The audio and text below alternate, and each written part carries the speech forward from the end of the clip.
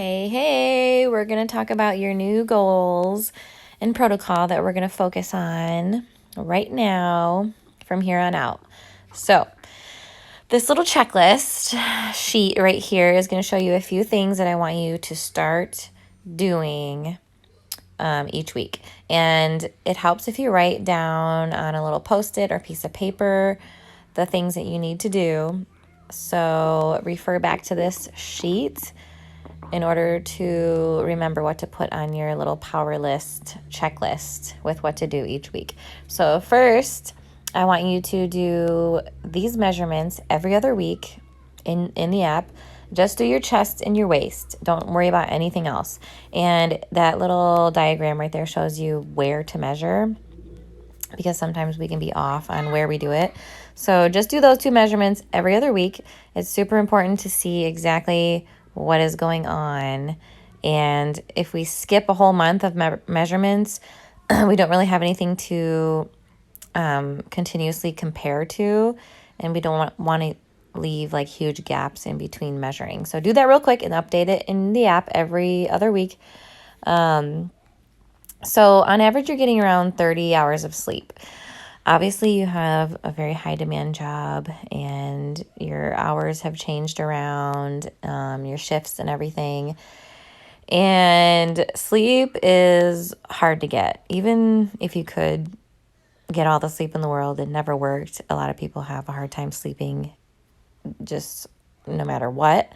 But if you can, I want you to make the goal of increasing each night by just 3 hours. 3 hours a night, or 3 more hours of sleep a night. So if you kind of set that individual specific goal, you are more apt to actually achieve it. So being more specific and intentional is going to help. So instead of 30 hours a week, I want you to get around 50 hours a week. So increasing each night by about 3 hours a night is going to enable you to reach that goal. The more sleep you have, obviously, the more everything is better and more things happen.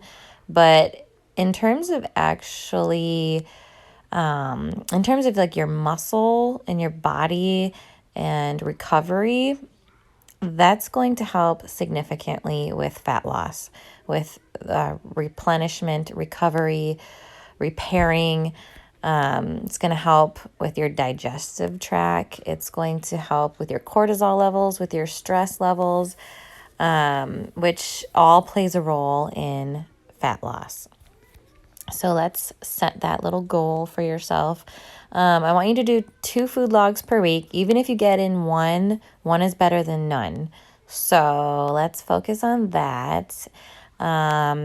2 times a month, I want you to do the check-in, because the one you recently did was so helpful and in-depth that it helped me really get a feel for what we needed to do. So without those, I have nothing to go off of.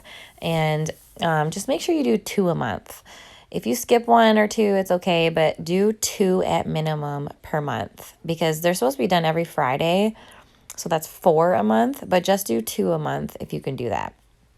Okay, so this is a little sweets cheat sheet checklist that I'm going to go over. So this is the only other thing that I'm going to go over.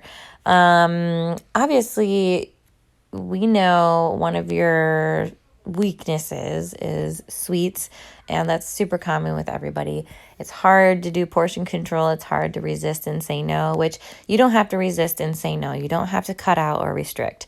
You just have to be more intentional and strategic with it, just like everything else. And then we have more success because we are more aware, and we have more of that structural awareness, which makes all the difference. So once we see one of these filled out for the week, you'll see a lot more with what you're actually doing. So like I said, you don't need to cut anything out. You just need to be more aware of the portion sizes and the frequency, like the amounts during your week. So every time you have something that are one of these items, do a checklist, or do a check mark, sorry. Whatever it is that are along these lines with, cakes, donuts, muffins, pizza, candy, pop, ice cream, chips. Those are the most, general go-tos for high fat carbs, the sweets, the good stuff. So every time you have one serving, just mark it off. So then at the end of the week, you're going to see kind of how frequent your indulgences got to you. And it could be less than you thought, and it could be way more than you thought, because you're able to have those things in your week. They're just going to go towards your carbs and fats. And whether it was a healthy carb and a healthy fat, a non-healthy carb and non-healthy fat, like the stuff on this list, also goes towards your carb and fat list, your calories. So it doesn't matter. It does matter like what choices, but obviously we want to choose more healthy choices, but sometimes we don't. And that's okay to have that portion of non-healthy carbs and fats. But overall, at the end of the week, at the end of the day, it goes towards our macros. It's carbs and fats are carbs and fats. They're just healthy or non-healthy. So it's okay to fit in some things that aren't as healthy, but we're gonna be more aware of the amount at the end of the week. So this is gonna help right here. And I'm also going to send you a sheet of items that are low fat sweets. So there are some things that are better to choose that don't have as high fat content in them. So a few examples, things like pretzels and Twizzlers, stuff like that are zero fat carbs. So I'm going to send that list over to you as well for you to keep. And all of these sheets that I send you, you can either screenshot or save them in a separate photo album in your phone so you can easily find them and refer back to them. So I'm going to send you that sheet along with this, and hopefully this helps, because these are the new goals and protocol that I want you to focus on right now.